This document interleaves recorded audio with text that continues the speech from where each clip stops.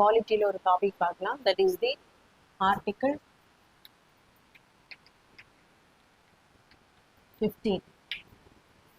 So இந்த topic பார்த்தீங்கன்னா group 4, group 2, group 1 main சிலபஸில் இந்த டாபிக் வந்து கவர் ஆகும். ஸோ ஆர்டிகிள் 15 நம்ம கான்ஸ்டியூஷனில் வந்து ஃபண்டமெண்டல் ரைட்ஸ் பார்ட் 3ல் ஆர்டிகிள் 12 35 வரைக்கும் ஸோ சொல்லியிருப்பாங்க. 12th ஆர்டிகிள் என்ன சொல்லுவாங்க அப்படின்னா ஸ்டேட் அப்படின்னா என்ன. ஸோ இப்போ நமக்கு என்ன பண்ணுறாங்க, எல்லா சிட்டிசன்ஸுமே வந்து ஃபண்டமெண்டல் அடிப்படை உரிமைகள் வந்து கொடுக்குறாங்க. ஸோ அந்த உரிமைகள் வந்து யார்கிட்டேருந்து பறிக்கப்படாது, அதுக்கான டெஃபினிஷன் தான் ஆர்டிகிள் 12 வந்து சொல்லியிருப்பாங்க. தட் இஸ் பார்லமெண்ட்,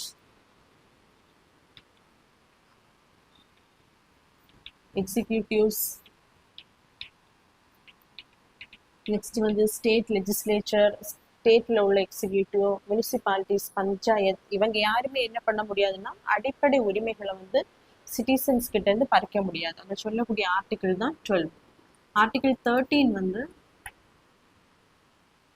இப்போ ஃபண்டமெண்டல் ரைட்ஸுக்கு எகெயின்ஸ்டாக ஏதாவது விதிமுறைகள் லாஸ் கொண்டு வந்தாங்கன்னா அதை வந்து அன்கான்ஸ்டியூஷனல் அப்படின்னு சொல்லக்கூடிய அதிகாரம் சுப்ரீம் கோர்ட் கிட்ட இருக்கு.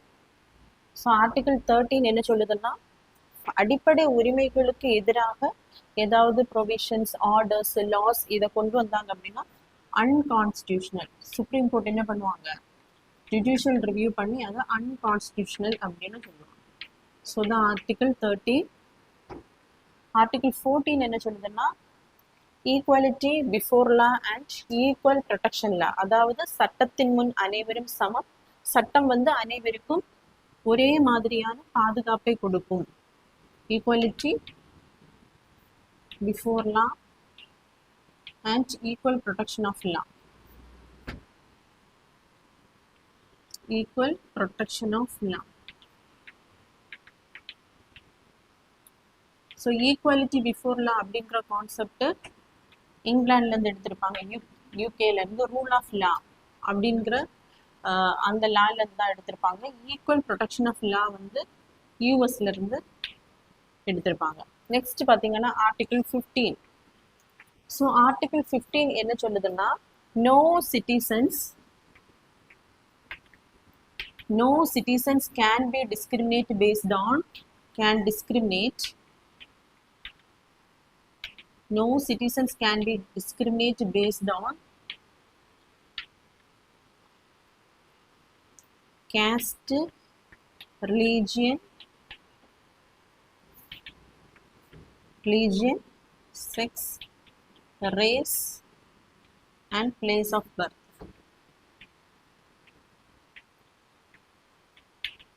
ஸோ ஆர்டிகிள் 15ல கிளாஸ் 1 என்ன சொல்லுது அப்படின்னா நம்ம நாட்டில் இருக்கக்கூடிய குடியுரிமை பெற்ற சிட்டிசனை நம்ம என்ன பண்ணக்கூடாது, இந்த அரசு அப்படின்ற ஸ்டேட், அதாவது parliament, executive, state legislature, state executive, panchayat, municipalities, இவங்க யாருமே என்ன பண்ணக்கூடாது, சிட்டிசனை கேஸ்ட் அடிப்படையில், ரிலீஜியன் அடிப்படையில், செக்ஸ் அடிப்படையில், ரேஸ் அடிப்படையில், பிளேஸ் ஆஃப் பர்த் அடிப்படையில் அவங்கள என்ன பண்ணக்கூடாது, பாகுபடுத்தி காட்டக்கூடாது. எல்லாரையும் வந்து ஈக்குவலாக எல்லாத்துலேயுமே என்ன பண்ணணும், அவங்கள ஈக்குவலாக ட்ரீட் பண்ணணும் அப்படின்னு சொல்லக்கூடிய ஆர்டிகிள் தான் 15ல clause 1.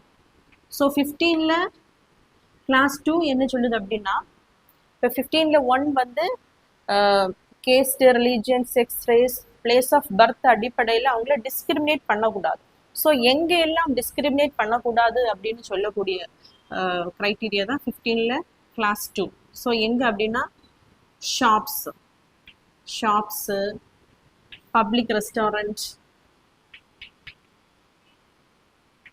So public restaurant, next வந்து public road, so walls, tanks. இதே மாதிரி கவர்மெண்ட்டோட எந்த இடத்துல பப்ளிக்காக இருக்கக்கூடிய எந்த பிளேஸ்லையும் என்ன பண்ணக்கூடாது, caste, religion, sex, race, place of birth அடிப்படையில் பாகுபாடு காட்டக்கூடாது. ஏன்னா முன்னாடி காலத்தில் வந்து மக்களை வந்து என்ன பண்ணாங்க, அன்டச்சபிலிட்டி பேசிஸ்ல நிறைய பேரை கடையில வர விட மாட்டாங்க, ரெஸ்டாரண்ட்ல வந்து சாப்பிட்றதுக்கு அலோவ் பண்ண மாட்டாங்க. ஸோ அதுக்கு அதை வந்து அபாலிஷ் பண்றது மாதிரி கொண்டு வந்த ஆர்டிகிள் தான் ஆர்டிகிள் 15. ஆர்டிகிள் 15ல கிளாஸ் 2. நெக்ஸ்ட் வந்து ஆர்டிகிள் 15ல 3. ஸோ இதுலையுமே எல்லாமே என்ன சொல்லியிருக்காங்க அப்படின்னா, பாகுபடுத்தி காட்டக்கூடாது, caste, religion, sex, race, place of பர்த்ல வந்து பாகுபடுத்தி காட்டக்கூடாது அப்படின்னு சொல்லியிருக்காங்க. இதுல எக்ஸப்ஷன்ஸ் தான் நெக்ஸ்ட் வரக்கூடிய கிளாஸஸ். ஸோ 15ல 3ல என்ன சொல்லியிருக்காங்கன்னா, state cannot be prohibited from making provisions for women and children. So பாகுபடுத்தி காட்டக்கூடாது அப்படின்னு சொல்லியிருக்காங்க. ஆனாலும் இதுலையுமே எக்ஸப்ஷன்ஸ் கொடுத்துருக்காங்க நம்ம கான்ஸ்டியூஷன்ல. ஸோ 15(3)ல என்ன சொல்றாங்க அப்படின்னா, ஸ்டேட் நினைச்சு அவங்க என்ன பண்ணலாம்னா, விமனுக்கும் சில்ட்ரனுக்கும் அதுல எக்ஸப்ஷன்ஸ் கொடுக்கலாம், அவங்களுக்கு என்ன பண்ணலாம், முன்னுரிமை கொடுக்கலாம் அப்படின்னு சொல்லியிருக்காங்க. ஸோ இது எதுக்காக அப்படின்னா, முன்னாடி காலத்துல என்ன பண்ணுவாங்க, கேர்ள்ஸை வந்து ஸ்கூலுக்கு படிக்க அலோவ் பண்ண மாட்டாங்க. ஸோ அவங்களால வீட்டிலே முடங்கி கிடக்க வேண்டிய ஒரு சிச்சுவேஷன் வந்திருக்கு. அதே மாதிரி சில்ட்ரன்ஸுக்கும் எஜுகேஷன்ல வந்து முக்கியத்துவம் கொடுத்துருக்க மாட்டாங்க. ஸோ அவங்களையும் முன்னுக்கு வரும்படியாக தான் இந்த எக்ஸப்ஷன்ஸ் என்ன பண்ணியிருப்பாங்க, ஆர்டிகிள் கிளாஸ் 3ல வந்து ஆட் பண்ணியிருப்பாங்க. ஸோ நெக்ஸ்ட் வந்து ஆர்டிகிள் 15(4). ஸோ இது வந்து நம்ம ஒரிஜினல் கான்ஸ்டியூஷன் நடைமுறைக்கு வரும்போது 15th ஆர்டிகிளில் கிளாஸ் 1, 2, 3 இந்த 3 ப்ரொவிஷன்ஸ் மட்டும்தான் ஒரிஜினலாகவே ஆட் பண்ணியிருப்பாங்க. ஸோ இந்த 15ல 4th ப்ரொவிஷன் வந்து ஃபர்ஸ்ட் கான்ஸ்டியூஷனல் அமெண்ட்மெண்ட்ல தான் ஆட் பண்ணியிருப்பாங்க, 1951. ஸோ இது எதுக்காக ஆட் பண்ணியிருப்பாங்க அப்படின்னா, 51ல செண்பக துரைராஜன்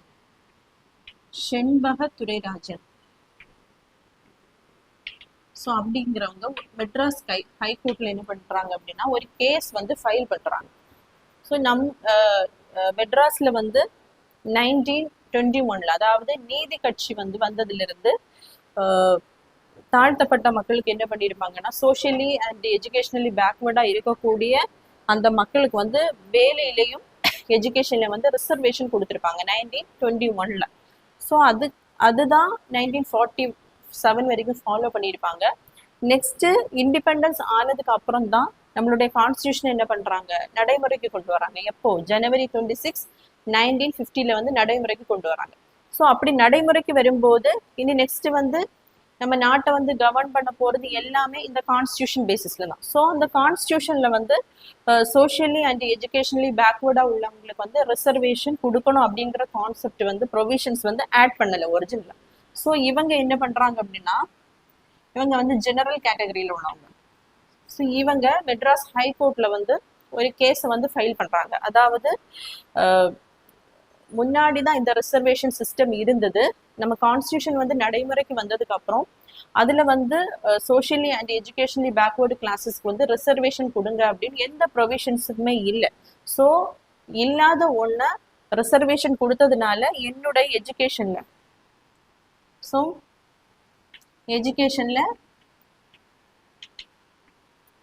எஜுகேஷன்ல எனக்கான இடம் வந்து கிடைக்கல அப்படின்னு சென்னை மெட்ராஸ் ஹைகோர்ட்ல வந்து செண்பக துரைராஜன் அப்படிங்கிற வந்து கேஸ் ஃபைல் பண்ணியிருப்பாங்க. ஸோ இந்த ஹைகோர்ட் என்ன பண்ணியிருப்பாங்க அப்படின்னா, ஆமா, ப்ரொவிஷன்ஸ் வந்து ஒரிஜினல் கான்ஸ்டியூஷன்ல கிடையாது. ஸோ ரிசர்வேஷன் கொடுத்தது, சோஷியலி அண்ட் எஜுகேஷனலி பேக்வர்டு கிளாஸஸ்க்கு வந்து ரிசர்வேஷன் கொடுத்தது செல்லாது அப்படின்னு ஆரம்பிச்சிருப்பாங்க. நெக்ஸ்ட் நம்ம மெட்ராஸ் கவர்மெண்ட் என்ன பண்ணியிருப்பாங்கன்னா, சுப்ரீம் கோர்ட்ல வந்து கேஸை வந்து ஃபைல் பண்ணியிருப்பாங்க. ஸோ சுப்ரீம் கோர்ட் என்னதான், பேஸ்ட் ஆன் கான்ஸ்டியூஷன்ல தான் அவங்க ஜுடிஷியல் ரிவ்யூ எல்லாமே பண்ணுவாங்க. கான்ஸ்டியூஷன் பேசிஸ்ல சட்டம் கொண்டு வராங்களா இல்லையா, நடைமுறையில இருக்கா அப்படின்னு செக் பண்றது யாரு, சுப்ரீம் கோர்ட். ஸோ அவங்களும் என்ன சொல்லியிருப்பாங்க அப்படின்னா, மெட்ராஸ் ஹைகோர்ட் சொன்ன அதே ஜட்ஜ்மெண்ட்டு அவங்களுமே அப்ஹோல்ட் பண்ணியிருப்பாங்க. அதாவது கரெக்ட் தான், எந்த ப்ரொவிஷன்ஸுமே கான்ஸ்டியூஷன்ல கிடையாது, ஸோ ரிசர்வேஷன் கொடுத்தது தப்பு அப்படின்னு சுப்ரீம் கோர்ட் என்ன பண்ணியிருப்பாங்க, அதே ஜட்ஜ்மெண்ட் தான் சொல்லியிருப்பாங்க. ஸோ இப்போ கவர்மெண்ட் வந்து ரிசர்வேஷன் கொடுத்தாச்சு. ஸோ அவங்க வந்து கண்டிப்பா கொடுக்க வேண்டிய ஒரு சூழ்நிலையில இருக்காங்க. இந்த டைம்ல தான் என்ன பண்ணியிருப்பாங்க அப்படின்னா, அந்த டைம் ஜவஹர்லால் நேரு தான் பிரைம் மினிஸ்டரா இருந்திருப்பாங்க. ஸோ அதுக்காக தான் ஃபர்ஸ்ட் கான்ஸ்டியூஷன் அமெண்ட்மெண்ட் 1951ல ஆட் பண்ணுறாங்க. என்னன்னா, state cannot prohibited from making provisions for socially and educationally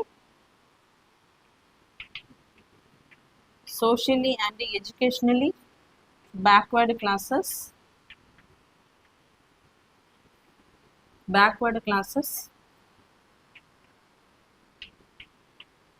அதே மாதிரி எஸ்சி மக்களுக்கும் எஸ்டி மக்களுக்கும் ஸ்டேட் என்ன பண்ண முடியாது. ஸோ இந்த சோஷியலி அண்ட் எஜுகேஷனலி பேக்வேர்டு கிளாஸஸுக்கும் ஷெட்யூல்டு கேஸ்ட் ஷெட்யூல்டு ட்ரைப் மக்களுக்கு வந்து எஜுகேஷனல். ஸோ இந்த 15th ஆர்டிக்கிள் வந்து எல்லாமே பேஸ்ட் ஆன் எஜுகேஷனல் இன்ஸ்டிடியூஷனில் ரிசர்வேஷன் கொடுக்கறத பற்றி தான் சொல்லியிருப்பாங்க. ஸோ ஸ்டேட் என்ன பண்ணலாம் அப்படின்னா, ஆர்டிக்கிள் 15ல் கிளாஸ் 4 படி socially and educational backward classes SC ST மக்களுக்கு வந்து ரிசர்வேஷனை வந்து கொடுக்கலாம் அப்படிங்கிறத ஃபர்ஸ்ட் கான்ஸ்டியூஷனல் அமெண்ட்மெண்ட்ல வந்து 1951ல வந்து ஆட் பண்ணியிருப்பாங்க. ஸோ இப்போ கான்ஸ்டியூஷன்ல இருக்கிறதுனால சுப்ரீம் கோர்ட் என்ன பண்ண மாட்டாங்க, அது ஜுடிஷியல் ரிவ்யூ பண்ணி நம்ம ப்ரொவிஷன்ஸ் வந்து கான்ஸ்டியூஷன்ல இல்லை அப்படின்னா அந்த ஜட்ஜ்மெண்ட் என்ன பண்ண மாட்டாங்கன்னா ரிவர்ஸ் பண்ண மாட்டாங்க. அதுக்காக தான் இந்த கான்ஸ்டியூஷனல் அமெண்ட்மெண்ட் வந்து 1951ல வந்து ஏற்படுத்தியிருப்பாங்க. Next article 15(5). ஸோ இது எது பார்த்தீங்கன்னா, இன் பப்ளிக் இன்ஸ்டிடியூஷன்ஸ்ல ஸ்டேட் நினைச்சா என்ன பண்ணலாம், socially and educationally backward classes SC ST மக்களுக்கு வந்து பப்ளிக் இன்ஸ்டிடியூஷன்ஸ், அதாவது கவர்மெண்ட்டுக்கு கீழே இருக்கக்கூடிய இன்ஸ்டிடியூஷன்ஸ்ல, சென்ட்ரல் கவர்மெண்ட் இன்ஸ்டிடியூஷன்ஸ்ல என்ன பண்ணலாம், இந்த மக்களுக்கு வந்து ரிசர்வேஷன் கொடுக்கலாம். ஸோ இதன் அடிப்படையில் சென்ட்ரல் எஜுகேஷனல் இன்ஸ்டிடியூஷன் ஆக்ட் கொண்டு வந்திருப்பாங்க.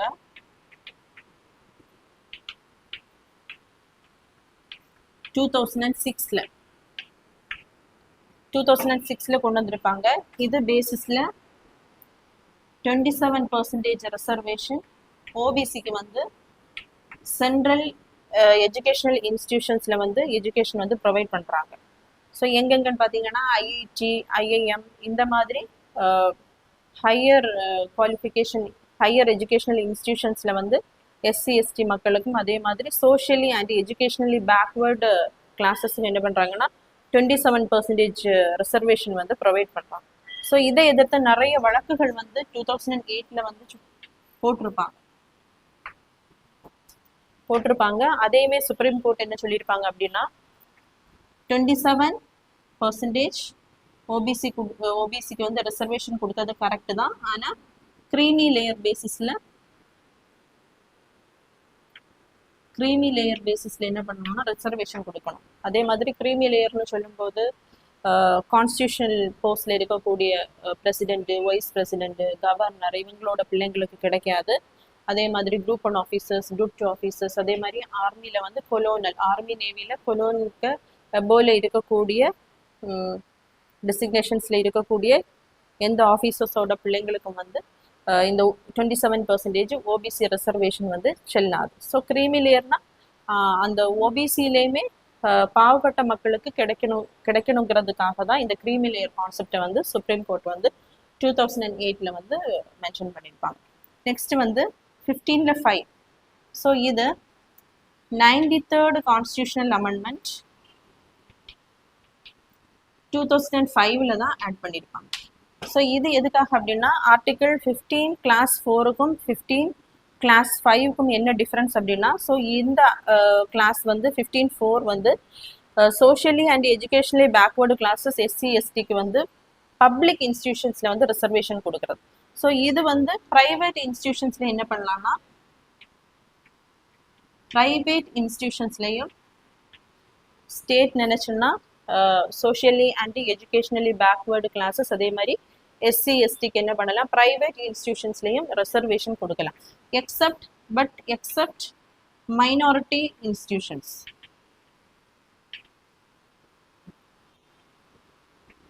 ஸோ மைனாரிட்டி இன்ஸ்டிடியூஷன்ஸ் சொல்லும்போது ரிலீஜியன் மைனாரிட்டிஸ் இருப்பாங்க, எக்ஸாம்பிள் கிறிஸ்டியன்ஸ், முஸ்லிம்ஸ். அதே மாதிரி லிங்குஸ்டிக் மைனாரிட்டிஸ் இருப்பாங்க. ஸோ இவங்களுக்கான எஜுகேஷனல் இன்ஸ்டிடியூஷன்ஸை அவங்க ஸ்டார்ட் பண்ணலாம் அப்படின்னு சொல்லக்கூடிய ஆர்டிகிள் தான் ஆர்டிகிள் 30. ஸோ அந்த ஆர்டிகிள் எதுக்காக கொடுத்துருக்காங்க அப்படின்னா, ரிலீஜியஸ் மைனாரிட்டிஸும் லிங்குவிஸ்டிக் மைனாரிட்டிஸும் வந்து டெவலப் ஆகணும். அதுக்காக தான் என்ன பண்ணியிருக்காங்க, அவங்களுக்கு வந்து அந்த ப்ரொவிஷனை கொடுத்துருக்காங்க. ஸோ இதையும் அதில் வந்து இன்க்ளூட் பண்ணும்போது அவங்களுடைய அந்த டெவலப்மெண்டல் ப்ராசஸ் என்னாகும், பாதிக்கப்படும். அதுக்காக தான் எக்ஸப்ட் மைனாரிட்டி இன்ஸ்டிடியூஷன்ஸ் தவிர வேற ப்ரைவேட் இன்ஸ்டிடியூஷன்ஸ்ல என்ன பண்ணலாம், ஸ்டேட் நினைச்சா socially and educationally backward classes, அதே மாதிரி எஸ்சி எஸ்டி மக்களுக்கு வந்து ரிசர்வேஷன் கொடுக்கலாம் அப்படி சொல்லக்கூடிய அந்த கிளாஸ் தான் ஆர்டிகிள் 15ல 5. நெக்ஸ்ட் வந்து 15ல 6. ஸோ 15ல 6th கிளாஸ் வந்து எப்போ ஆட் பண்ணியிருப்பாங்கன்னா 103rd கான்ஸ்டியூஷனல் அமெண்ட்மெண்ட் 2019. ஸோ இது யாருக்காக அப்படின்னா, இப்போ ரிசர்வேஷன் பார்த்தீங்கன்னா ஜாப்ஸ்லையும் எஜுகேஷன்லையும் எஸ்சிக்கு வந்து 15% சென்ட்ரல் லெவலில் கொடுக்குறாங்க, எஸ்டிக்கு வந்து 7.5% கொடுக்குறாங்க. அதே மாதிரி ஓபிசிக்கு எத்தனை பர்சன்டேஜ், ஓபிசிக்கு வந்து 27% கொடுக்குறாங்க, 27. ஸோ டோட்டலாக 49.5% வந்து ரிசர்வேஷன் கொடுக்குறாங்க. ஸோ இது போக 50.5% இருக்கும் வேக்கன்சிஸ் இருக்கும். இதில் ஜெனரல் கேட்டகரியில் வர்றவங்களுக்கு வந்து என்ன பண்ணுறாங்கன்னா தனியாக ஒரு செக்ஷன் மேட் பண்ணுறாங்க, எக்கனாமிக்கலி வீக்கர் செக்ஷன், அதாவது இவிஎஸ் அப்படின்னு சொல்லுவாங்க. ஸோ இதுலேயுமே எக்கனாமிக்கலி வீக்கராக இருக்கிறவங்களுக்கு வந்து ரிசர்வேஷன் கொடுக்கக்கூடிய அந்த கிளாஸ் தான் article 15(6). It is by 103rd constitutional amendment 2019. இதில் என்ன பண்ணுறாங்க அப்படின்னா, இவிஎஸ் அந்த கிரீமி லேயர் இருக்கிறது மாதிரி இதுக்குமே ஒரு கிரைட்டீரியா வச்சுருக்காங்க. அதே மாதிரி என்ன அப்படின்னா 8 lakhs ஆண்டு வருமானம் வந்து 8 lakhs வந்து தாண்டக்கூடாது. அதே மாதிரி agriculture land 5 acres and above, 5 acresக்கு எபோவ் என்ன பண்ணக்கூடாதுன்னா அவங்களுக்கு இருக்கக்கூடாது ரிசர்வேஷன் வந்து கேட்குறவங்களுக்கு. அதே மாதிரி ரெசிடென்ஷியல் ஃப்ளாட் இருந்துச்சுன்னா 100 square feet மேலே இருக்கக்கூடாது. நெக்ஸ்ட் வந்து ரெசிடென்ஷியல் பிளாட் அப்படின்னா 100 square yardக்கு மேலே அவங்களுக்கு இருக்கக்கூடாது. நெக்ஸ்ட் வந்து ஸோ அதே மாதிரி இப்போ ஒரு ஃபேமிலியை வந்து அப்பாவுடைய வருமானம், அம்மாவுடைய வருமானம், அக்ரிகல்ச்சர் எல்லாமே கால்குலேட் பண்ணுவாங்க. அதே நேரம் 18 yearsக்கு மேலே யாராவது இருந்தாங்க அப்படின்னா அவங்களுடைய அந்த சேலரி, அவங்களுடைய வருமானத்தை என்ன பண்ண மாட்டாங்க, இந்த ரிசர்வேஷன் கேட்குற பர்சனுடைய அந்த வருமானத்தை கூட இந்த 8 lakhs என்ன பண்ண மாட்டாங்க, ஆட் பண்ண மாட்டாங்க. ஸோ இந்த கிரைட்டீரியா பேசிஸில் தான் என்ன பண்ணுறாங்க அப்படின்னா எக்கனாமிக்கலி வீக்கர் செக்ஷன்ஸ் அப்படின்னு ஒரு செக்ஷன்ஸை வந்து ஜெனரல் கேட்டகரியிலேருந்து செப்பரேட் பண்ணி அவங்களுக்கு என்ன பண்ணுறாங்கன்னா எஜுகேஷ்னல் இன்ஸ்டிடியூஷன்ஸில் வந்து, அதாவது எங்கன்னா ப்ரைவேட் இன்ஸ்டிடியூஷன்ஸ்லேயும் பப்ளிக் இன்ஸ்டிடியூஷன்ஸ்லேயும் வந்து ரிசர்வேஷன் 10% ரிசர்வேஷன் இந்த எக்கனாமிக்கலி வீக்கர் செக்ஷன்ஸ் வந்து கொடுக்குறாங்க. So it is also accept minority institutions, அதாவது மைனாரிட்டிஸ் இன்ஸ்டிடியூஷன்ஸில் என்ன பண்ண முடியாது, இவங்க வந்து ரிசர்வேஷன் கேட்க முடியாது. தேங்க்யூ.